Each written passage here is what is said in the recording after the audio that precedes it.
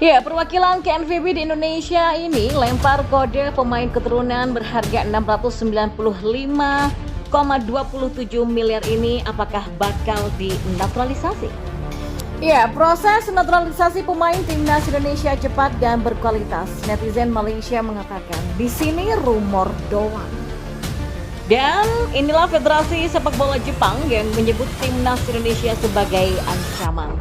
Yang terakhir, skuad China pecah jelang melawan timnas Indonesia, pelatih dan asistennya ribut. Simak selengkapnya di sini hanya di Kamus Bola bersama saya Bukan. Ya, di informasi bola yang pertama, akun Instagram @orangeindonesia yang merupakan perwakilan KNVB di Indonesia membuat heboh karena mengunggah foto Miss Hilgers dan Ian Madsen. Menariknya, kini di postingan Instagram terbarunya, mereka menampilkan potret Miss Hilgers yang sedang menjalani proses naturalisasi. Tidak hanya itu, dalam foto tersebut juga ada satu pemain keturunan lain. Dia adalah Ian Madsen yang kini berkarir di Aston Villa. Postingan ini sontak membuat warga tanah air heboh. Banyak yang bertanya-tanya, apakah ini bak kode jika Madsen mau memperkuat timnas Indonesia? Bahkan akun Instagram yang biasa menyoroti pemain keturunan seperti @footballtalentnesia memberikan emoji mata melirik. Kendati begitu, memang tidak ada pernyataan langsung apakah Ian Madsen mau membela timnas Indonesia. Apalagi dia juga bisa membela 3 negara, yaitu Belanda, Indonesia, dan juga Suriname.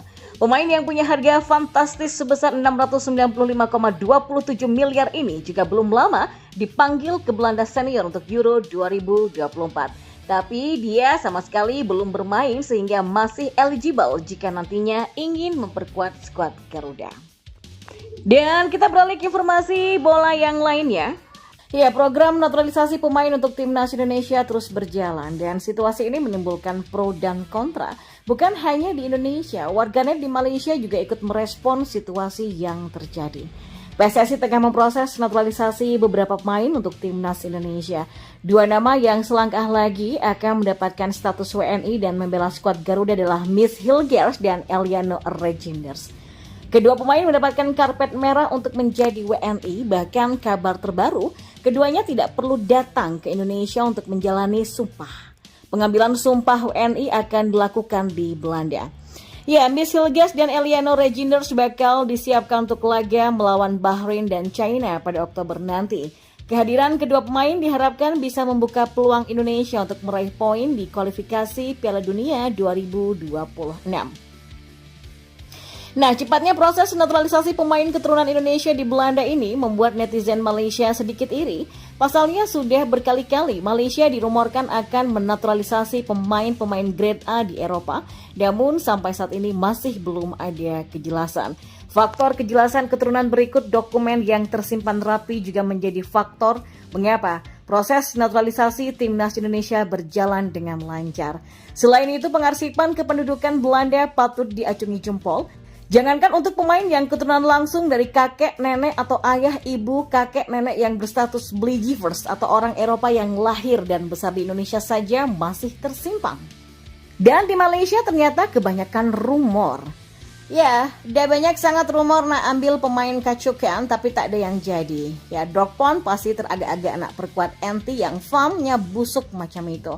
Kena ganti midin baru boleh recruit lah ya. Dan bila dah join jangan tiba pindah GDT pula, bisa jadi macam seperti Jordi, kata salah satu netizen Malaysia. Menurut sumber terdekat, Farm juga telah menghubungi pihak beliau nih ya, Josh Brownhill. Nenek beliau adalah orang Malaysia dan eligible bermain untuk Malaysia. Baru 28 tahun, boleh digunakan lagi 5-6 tahun dengan pengalaman yang ada, ujar salah satu netizen Malaysia lainnya. Tengok nih detail nama mereka yang lahir dan ada bukti keturunan lagi. Seorang lagi sembang sejak Desember tapi dokumen tak sampai-sampai.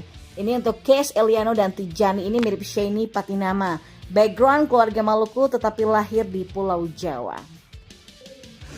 Federasi Sepak Bola Jepang JFA menyebut timnas Indonesia adalah ancaman di grup C kualifikasi Piala Dunia 2026 putaran ketiga zona Asia. Pernyataan itu disampaikan langsung Masakuni Yamamoto selaku direktur dari JFA. Timnas Jepang sendiri akan bertamu ke Stadion Utama Gelora Bung Karno atau SUGBK Jakarta pada 14 November nanti untuk menghadapi Timnas Indonesia di ronde ketiga kualifikasi Piala Dunia 2026.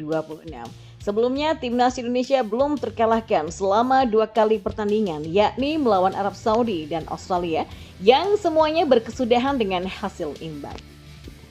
Sedangkan Jepang menjadi tim yang juga belum pernah terkalahkan dan menjadi negara yang paling subur mencetak gol ke gawang lawannya. Kini, Samurai Biru menduduki puncak klasemen Grup C kualifikasi Piala Dunia 2026 putaran ketiga zona Asia. Dan untuk lolos otomatis ke Piala Dunia 2026, anak-anak asuh Sinteyong harus finish di posisi puncak atau sebagai runner-up dari Grup C.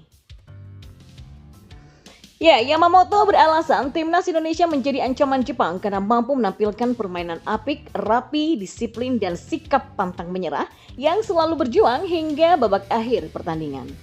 Kita menyadari bahwa perkembangan sepak bola Indonesia yang semakin membaik akhir-akhir ini dapat menjadi ancaman bagi Jepang.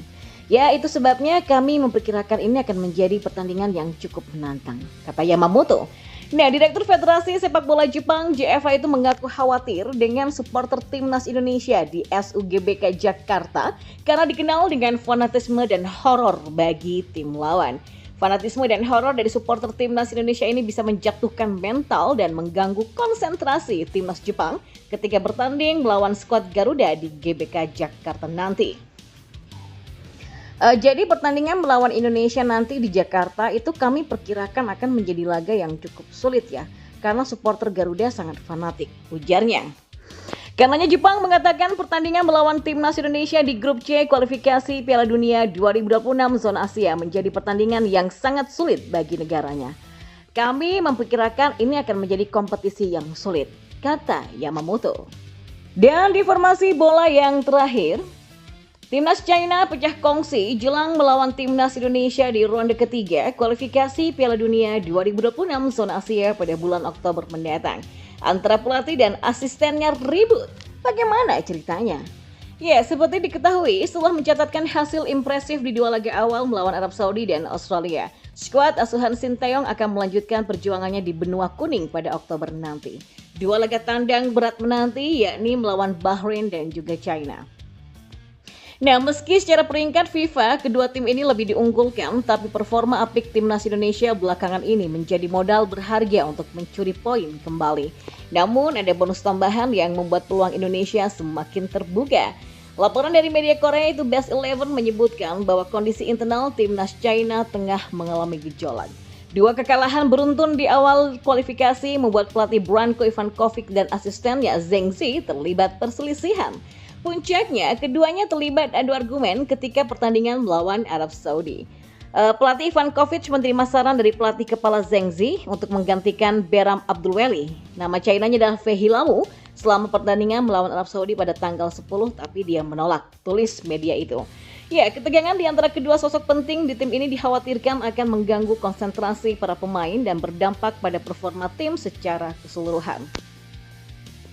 Situasi ini tentu menjadi keuntungan tersendiri bagi Timnas Indonesia. Maka dengan fokus para pemain China yang terpecah, peluang bagi skuad Garuda untuk meraih hasil positif di laga nanti terbuka lebar.